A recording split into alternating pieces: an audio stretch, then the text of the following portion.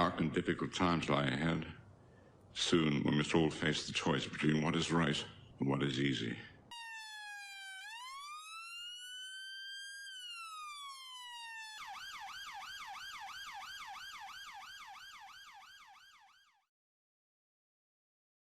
As you can probably imagine, I get a ton of messages through YouTube, through Facebook, through email. People asking me to have a look at clips that they've either come across or clips that they've filmed themselves to do with the police. Some of these clips I can't or won't do a video on simply because they don't really focus on what this channel focuses on. But this is a video here that I'm about to show you, which was sent to me by a subscriber called Hunter S. Thompson. Hope you don't mind me saying your name there. I did look at this the other day. I have got an awful lot going on at the moment. I've got a lot of personal issues going on with regards to dealing with councils and social services. This is something that you're going to see in the future. I'm going to record all my interactions with surrounding that issue. But needless to say, someone somewhere has made a massive cock up and they're going to pay for it. However, back to this video. I was watching YouTube earlier while I was waking up with my cup of coffee, and I saw a video from Joe Public. If you don't know who Joe Public is, I'm going to put a link to his channel in the description below. Please feel free to go and check it out. He's got some fun and informative stuff on his channel. He'd already done a video on this, but I wanted to touch on this a little bit more and go a little bit more in depth into it, simply because I have been arrested for what this guy was being detained for. So I have looked into it quite a bit, and it is something that I think people need to be aware of. So I'm going to play this video first of all. It's about 2 minutes 25 seconds long. I'm going to play it in full in its entirety, and then I'm going to break down and going to go through some of the problems that have arisen with this video and how the police have completely ballsed up and, in my opinion, have opened themselves to a potential claim by the person who was detained. Now, bearing in mind, we don't know what happened before or after the video.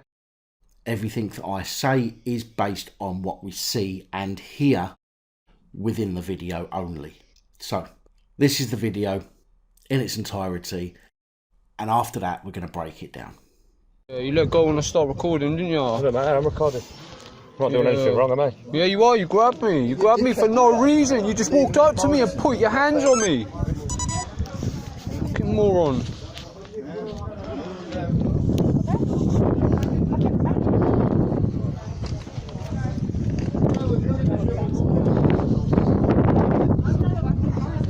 What are they touching you for, man? He's been arrested, mate. For what, though? What's he got to do? What are you being nicked for? Fucking shopper. Romeo Sierra 16, can you just put Chris Barrett through the system, please? Who the fuck's Chris Barrett? Who's Chris Barrett? You heard this guy? Yes. Chris, there's no point denying it, so no, you're right. That's not my name, you moron. My name's Chris Roberts, you idiot. Chris Roberts saying, cheers, Chris. Fucking Barrett. Apologies, it's not Barrett, it's Chris You want to put him in Roberts. his car? No, he's not doing nothing. He's getting touched for no reason. Why are you touching him? Look. Chris, will you get my shit, man? Yeah, I will, yeah, of course. Let him sort his stuff out, we work.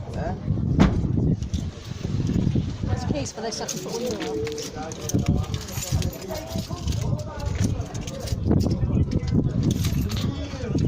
What's your date of birth, Chris? If you're on the computer, work it out. I ain't got nothing to tell you. I'm not wanted or nothing. I've got a Is he right. refusing details? I've got the right to remain silent. Yes, I have the right to remain silent. What are you nicking me for? Proven details, Yeah, you're detaining me under. On what ground? On what ground are you detaining me for? Section 50 of the police reform act, you won't give us your name and date of Section birth. 50 of the. You just made some bullshit up format. Get off me, man. No, he's Yeah, apologies, it's... Yeah, 1-6. Unfortunately, it's not Chris Barrett, it's Chris Roberts. Yeah, shit. Oh, they've just. No, get off my phone. They touch my phone. Get out my face, I'm not then. one. No, I have the right to. my face, then. No. Record it. Yeah, I do need to record it because you just nicked me for no fucking reason. Don't Well, grab my nicked it, yeah. property. It should be Don't. refusing- No, you're detaining refusing me. your details. No, yeah, So I've got the saying it, right. I've got the right to under- remain He silent. can I've got the come right. round, he can Get off my phone. Don't touch my phone. Get off. Why? Why are you taking my property? Why are you taking my property? Listen, you fucking idiot.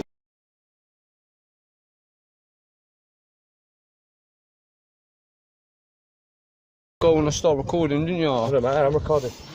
I'm not doing anything wrong, am I? Yeah, you are. You grabbed me. You grabbed me for no reason. You just walked up to me and put your hands on me. So, first of all, if this is correct and a police officer did in fact walk up to this lad and place hands on him without any lawful reason, as in he wasn't trying to arrest him or wasn't trying to prevent him from escaping, then we could well be looking at a charge against plod for battery. Under Section 39 of the Criminal Justice Act 1988, an assault is committed when a person intentionally or recklessly causes another to apprehend the immediate infliction of unlawful force. So this could be as little as a threat that makes you feel that force is imminent. And a battery is committed when a person intentionally or recklessly applies unlawful force to another. Based on the Crown Prosecution Service's own website, it states where there is a battery, the defendant should be charged with assault by beating.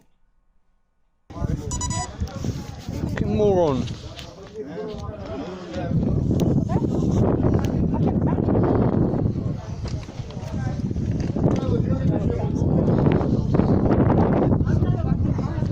What are they touching you for, man? He's been arrested, mate. For what, though? What's he got to do? What are you being nicked for? Fucking shopper. Romeo Sierra 1-6. Can you just put Chris Barrett for assistant, please? Who the fuck's Chris Barrett? Who's Chris Barrett? You heard this guy? Yes. Chris, there's no point denying it, 'cause I know you're right. That's not my name, you moron. My name's Chris Roberts, you idiot. Chris Roberts saying, cheers, Chris. Fucking Barrett. Apologies, it's not Barrett, it's Chris You want to put him in Roberts. his car? No, he's not doing nothing. He's getting touched for no reason. Why are you touching him? Look. This is something I hear a lot in videos. Why are you touching him, me, them? And unfortunately for us, once arrested, we're never going to win that argument of police touching us when we don't want them to. Once you have been arrested, you become the responsibility of the police. Not only are they responsible for making sure you don't escape, but also supposedly for your welfare too. There is going to be almost zero chance that claiming you shouldn't be touched or held onto whilst arrested will even be acknowledged by the police or the courts, unless of course they are using excessive force to hold on to you. This is because their main argument is going to be either to prevent you attempting to escape, even though you may have shown no indication that you'd try to, or to prevent you from harming yourself or others. And both of these arguments are likely to be upheld in favour of the police in almost every case, and is simply a waste of our breath trying to complain about it. Chris, will you get my shit, man? Yeah, I will, yeah, of course. Let him sort his stuff out, we will. There's keys for this, I can put one in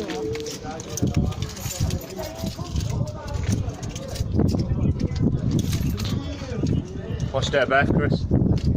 If you're on the computer, work it out. I ain't got nothing to tell you. I'm not wanted or nothing. I've got a Is right. he refusing details? Right. Is he refusing details? Now, I don't know about you guys watching this, but I've never heard anybody refusing any details.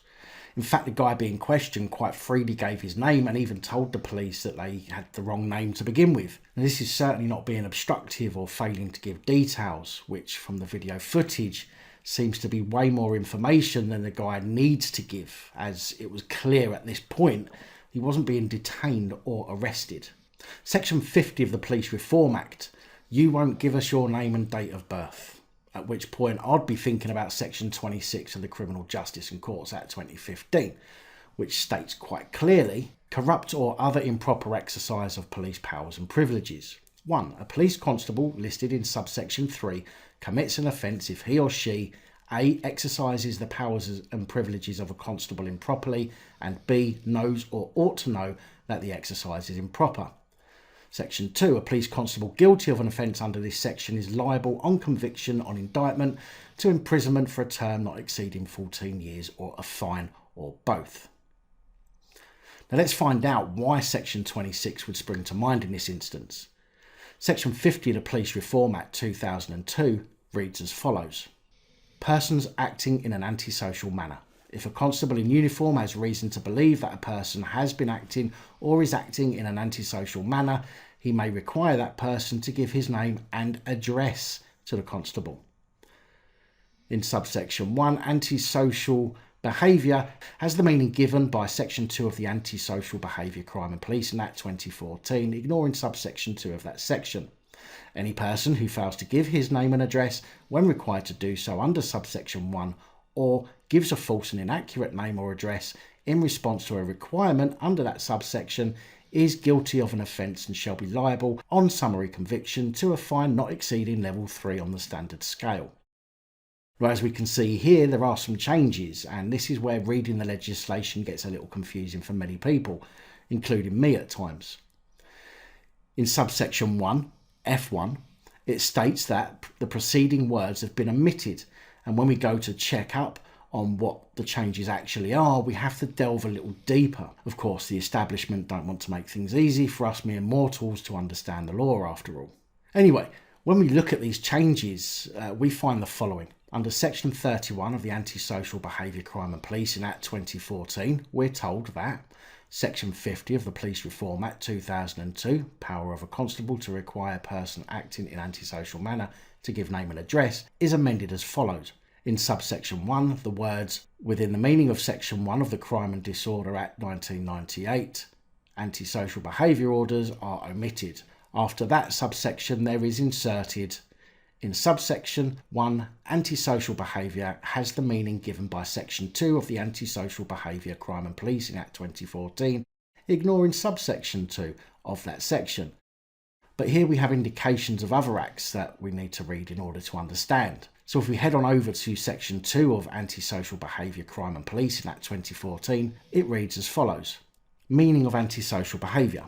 In this part, antisocial behaviour means conduct that has caused or is likely to cause harassment, alarm or distress to any person, or conduct capable of causing nuisance or annoyance to a person in relation to that person's occupation of residential premises, or conduct capable of causing housing related nuisance or annoyance to any person.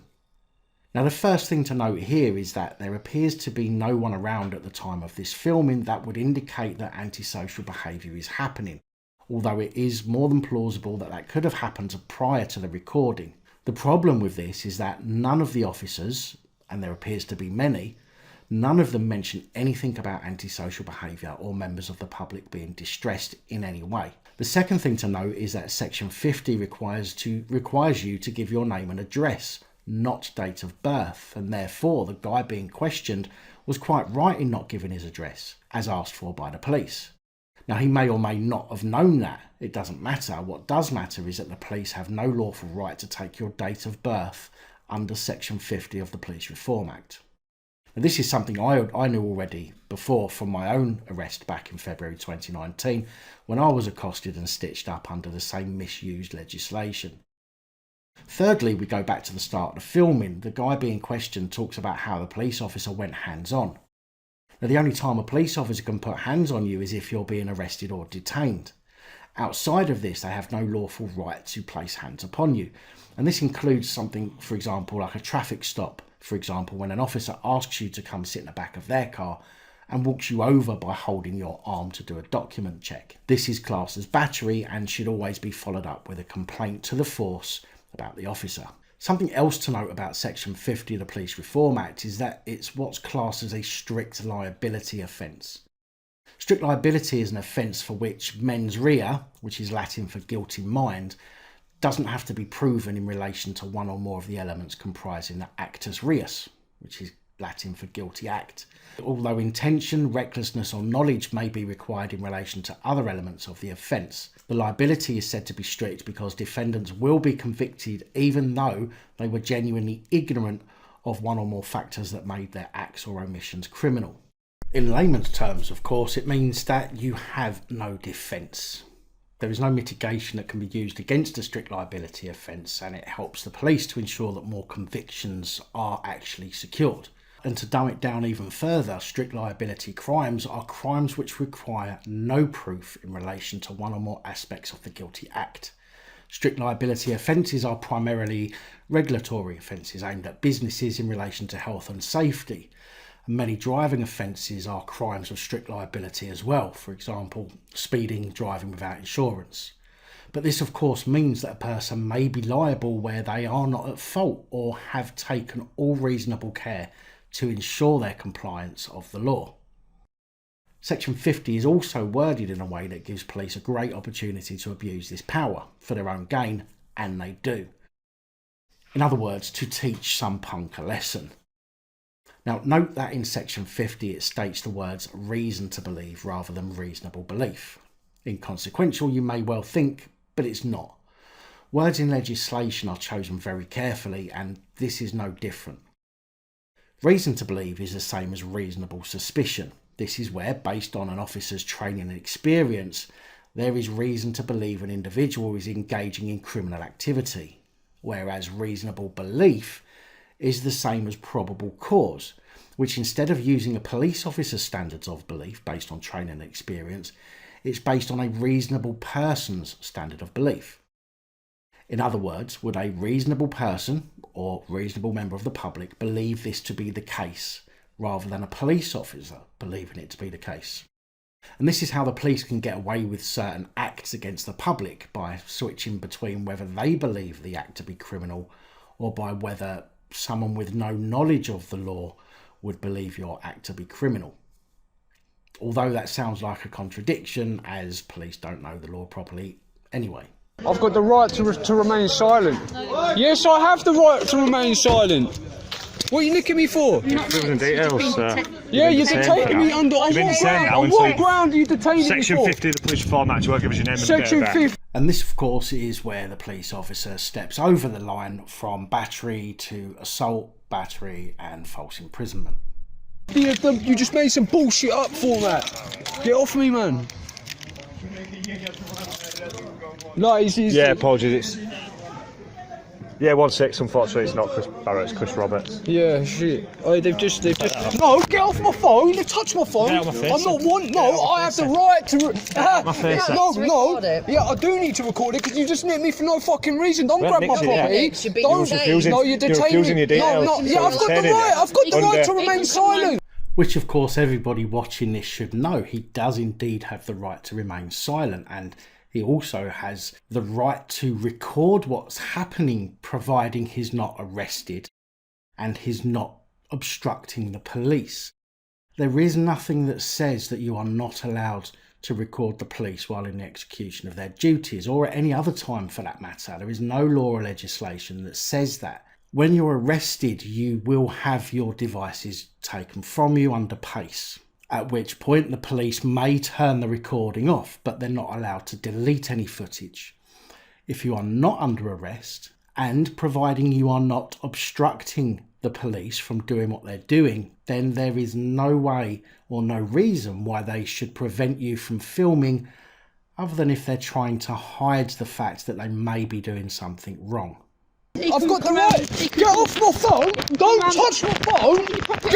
Why? Why are you taking my property? Why are you taking my property? Listen, you fucking. Now, unfortunately for us, Section 50 of the Police Reform Act, along with some others, are abused on a daily basis, much like Section 44 of the Terrorism Act was used to be abused on people who the police simply didn't like, wanted to teach a lesson, or for whatever other corrupt reason that their little minds wanted at the time. But the problem is, with it being a strict liability, you really don't have a say in what's happening. I believe in most cases that once you give your details under Section 50, then the criminal act is no longer happening. Therefore, there is no crime. The crime is not giving your details, your name and your address. But once you give those details, then the criminal act is over. There is no crime anymore. Therefore, they should release you without delay. In my case, when I was arrested, I didn't give my details. I didn't fail to give my details. I didn't refuse to give my details. I was in the process of asking the police some questions to determine whether or not they had the power to ask me for my details. Simply because I was asking questions, they didn't like it. Therefore, they arrested me for failing to provide my details. Once I got back to custody, I did give my details. And the reason for that, because I wouldn't have given them. I wouldn't have minded sitting in the cell for 24 hours had I nothing else to do. But I got 2 dogs and I needed to get home for them. So I had to give my details. At which point I should have been released, but the custody sergeant agreed to my detention for evidence by way of interview. But because it's a strict liability offence, there didn't need to be any evidence. Therefore, I was never going to be interviewed for evidence, but yet they kept me in a cell for several hours, again showing how they like to abuse their position on people who they don't like. Well, with that in mind, one of the things that this lad said is about giving his details. I don't have to give you any information, I can remain silent, and that's perfectly true. He also said about his filming and that he's allowed to record and the police can't stop him. Now, because of those particular incidents that occur where the police tell you that you have to speak to them and that you have to talk to them and that you have to stop recording, for example, I designed these.